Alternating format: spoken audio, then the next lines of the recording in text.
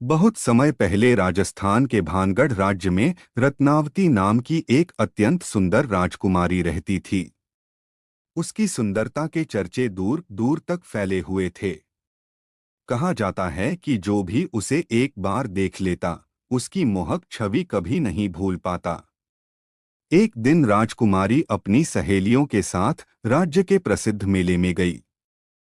वहां वह अपने लिए चूड़ियां खरीद रही थी कि तभी एक तांत्रिक की नजर उस पर पड़ी। तांत्रिक उसकी सुंदरता देखकर मोहित हो गया।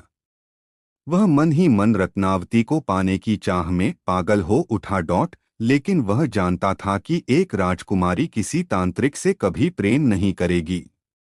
इसलिए उसने अपने काले जादू के ज्ञान का सहारा लिया। वह अक्सर राजकुमारी का पीछा करने लगा और उसकी हर हरकत पर नजर रखने लगा। उसे पता चला कि रत्नावती को गुलाब का इत्र बहुत पसंद है और वह अक्सर किले के पीछे वाले बाजार में इत्र की दुकान पर जाती है। एक दिन वह भी उसी दुकान पर पहुंचा और दुकानदार से कहा कि जब राजकुमारी फिर से आए तो उसे यह खास इत्र दे देना। यह इत्र तंत्र मंत्र से जादू किया हुआ था। अगर राजकुमारी इसे सूंघ लेती तो वह तांत्रिक के प्रेम में पागल होकर उसकी ओर खिंची चली आती। पर किस्मत को कुछ और ही मंजूर था। राजकुमारी की एक दासी ने तांत्रिक और दुकानदार की यह बात सुन ली और उसने सब कुछ रत्नावती को बता दिया।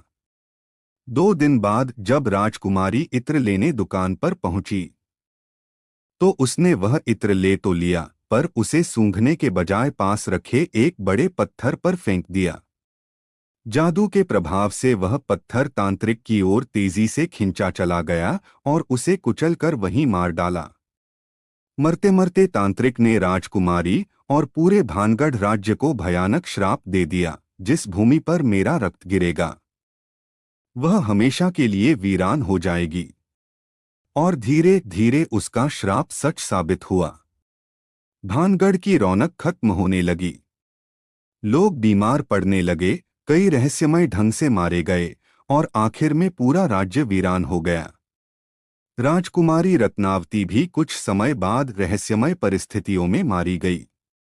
आज भी राजस्थान में भानगढ़ का किला भारत का सबसे भूतिया स्थान माना जाता है।